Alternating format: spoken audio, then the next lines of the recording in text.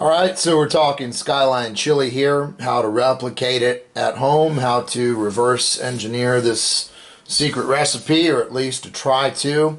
I've done a lot of research, a lot of reading, and a lot of cooking trying to do this. Unfortunately, most of the recipes out there do not look to be serious attempts. A lot will claim to be Skyline recipes, but most seem to follow the same pattern of having things like Worcestershire sauce, some kind of vinegar, and even chocolate or sugar. But what these recipes ignore is what's right there on the back of a can of Skyline. And that is ingredient number 4, dry yeast. You would think that yeast is the secret ingredient. Looking at at all these recipes online, and given that all these online cooks out there seem not to know about it, except for there's the fact that it's right there on the can or on the box if you've got the frozen stuff. It's ingredient number 4, a head of spices and a head of salt. And Skyline Chili has a lot of salt and a lot of spices. So that must mean that there is a lot of yeast in it. And so this recipe here I'm about to do keeps that in mind. This baseline ingredient list is just that. It's a starting point that you're going to have to adjust upward a little bit by the end of the cooking process. In my case, with the batch I'm about to show you, I ended up adding about 3/4 teaspoon of salt and about 2 tablespoons of tomato by the time it was all said and done and ready to be put on some overcooked spaghetti. But before we get to cooking here, I do have to say a few things about these spices and other flavor components. So first off, the ingredients highlighted here, these are going to be your main adjustment dials, and they are only one way only adjustment dials. You can always add more, but you can't subtract out a single flavor if there's too much of it. Also, don't make any adjustments until the chili has been simmering for at least 2 hours. So we have here highlighted tomato paste for sweetness and acidity, if you need to adjust those upwards. The yeast, and especially the brewer's yeast, will add a more meaty flavor. The allspice is there. You would want to adjust that upward if your chili is just tasting more like regular chili than like Cincinnati chili. It's also the allspice. It's Skyline Chili's biggest spice ingredient, so be ready to add more, especially if you're using stuff that comes already ground when you buy it at the store, as opposed to fresh ground. And I'll have more on that individual topic later. So you got the cayenne here. That's for your heat, of course. This is going to be your main way of adjusting the heat if you tasted it and it's not enough heat. But be careful, because it is very strong, and you want to adjust upward only in 1/8 teaspoon increments, or even less than that. And then finally, there's the salt. You know how that stuff works. You want to err on the side of undersalting, and then you can always add more, but you can't take it away. The second point I want to make here is that the quality of the spices and other dry flavor components, it matters. Taste your spices as you get them out of your spice cabinet, and make sure that they're fresh enough and still have enough flavor. I try to use stuff that I grind myself as much as possible, and if I'm using the pre-ground stuff, I try to make sure it's not too old and stale. In this recipe, I'm using freshly ground allspice, cloves, and cumin, and with the cumin, I toast the seeds a little bit in a pan before grinding them. if you're going to try to follow this recipe as closely as possible, that's how I do it. So do not expect this recipe to work if you're using stale old spices. Don't use some pre-ground allspice from the back of your spice cabinet that you don't even remember the last time you used it, and then complain in the comments that the recipe is bunk. No, it's not the recipe that's bunk, it's your spice that's bunk. Throw that old stuff out and get some fresh spice if you're going to try to make a homemade version of Skyline. Better yet, get the whole spices and grind them yourself. Third and final point I want to make is again reiterate, to use caution with these spice additions, especially if you're adding to an ingredient that isn't one of the highlighted ones. I understand, okay, some of you may not have cumin seeds or may not have time to toast and grind them, and so you're using the pre-ground stuff. And so that's not going to be as strong and flavorful. And so you've got to use a little more than what I have here on the list. I get that. However, be very careful if adjusting spices like cumin or cloves or cinnamon. There's a reason they're not highlighted as being your main adjustment dials, and that is that with these spices you can very easily take your chili into Indian or curry territory. Not necessarily a bad tasting thing, but that's just not what we're going for here.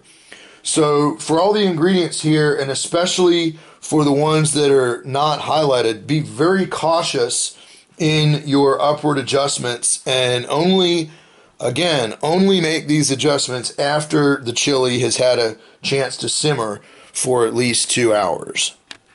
Okay then, so that's enough of the PowerPoint lecture for now. Let's get in the kitchen and make some chili.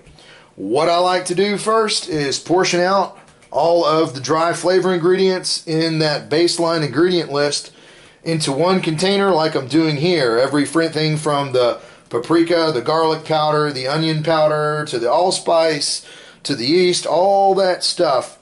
Just get it in one cup so it's ready to go and I can clear out space on my counter. Once I've got that cup filled up with my dry ingredients, I set that aside. Then I go to the stove top, where the proper procedure for Skyline chili or any kind of Cincinnati chili is to put your ground beef into the cold water and stir and dissolve that meat into the water in order to get a fine consistency. This stuff is more of a sauce for going on things like spaghetti or hot dogs than it is a standalone kind of stew or chili. So once I get the meat broken up and stirred pretty close to the consistency I'm going for here, that is a slurry, only then do I turn on the heat, and here I am adding that 1.5 cans of tomato paste. Once the slurry goes from a pink color to more of a browner, grayer color, and I start to see some steam coming off of it, that's the time when I add that whole cupful of that dry ingredient mix, making sure to stir it in really good and break up any clumps. Now, with all of the Fleischmann's active dry yeast in there, I do want to make sure it gets killed and cooked fairly quickly. I'm using a lot of yeast, but I'm not making bread or beer here. The yeast is there to add beefy umami flavor that would otherwise be missing due to the fact that the meat is never browned.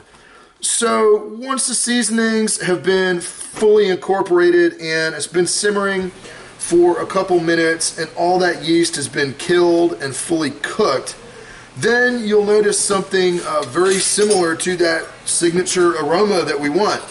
Get you a couple of whiffs of what you got here and it will smell not so much like one specific spice or another, but it will smell very, very reminiscent of Skyline chili. At this point, there's not much left to do but let it simmer on very, very low heat, stirring occasionally to make sure nothing is sticking to the bottom and burning. In my case here, my mix looked to be a little on the watery side, so I kept it uncovered most of the time, not all of the time, but most of the time, to reduce out a little of the water. But if you don't want your consistency to get any thicker, if your stuff looks to be pretty much thick enough already, simmer most of the time with the cover on. Just be sure to check it and stir once in a while. Now, fortunately for us here, Skyline Chili seems to be pretty resilient in terms of how it can be handled.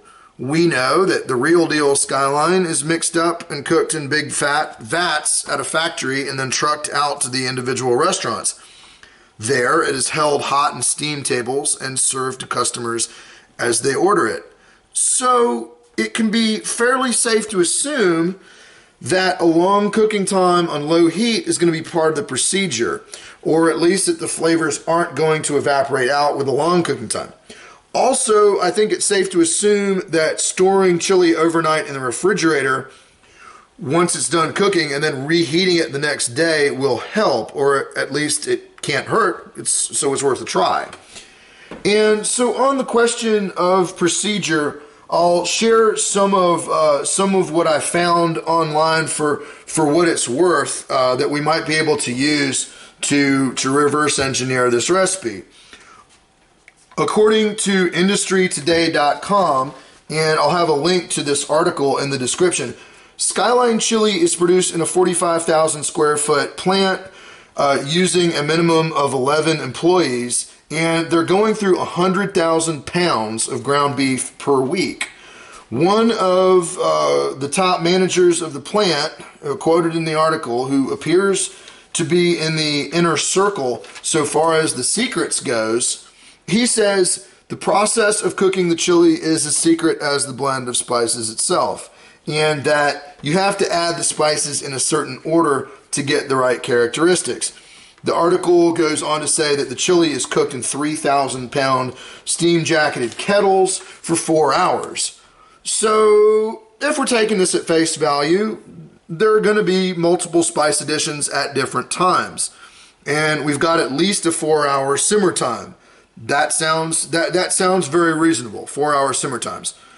In this recipe, the guidelines are to make sure that the initial to make that initial baseline spice addition that I showed you, cook it for 2 hours, and then make your adjustments using those ingredients highlighted in the baseline ingredient list. Then cook for another 2 hours on low heat for a total of 4 hours.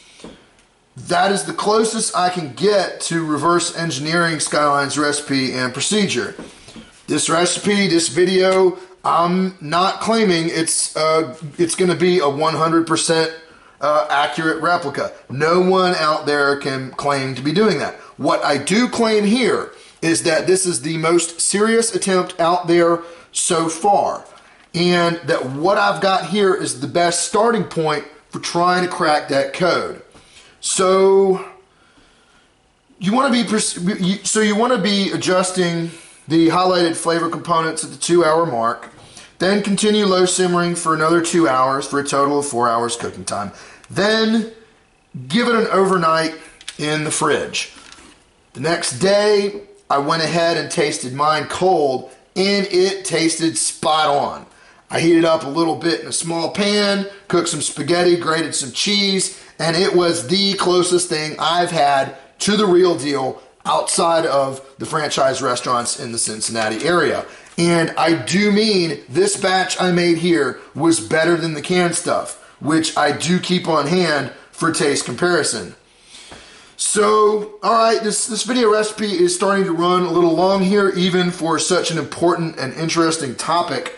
There's really a lot more I could say on this, but I'll close this thing out by saying that I do encourage serious feedback and critique on this recipe. If anyone out there has any information on how to crack the code of Skyline recipe that I may be missing, share it in the comments. And if I get some useful feedback, maybe like what that last ingredient on the can is, the natural flavors, what those natural flavors may be.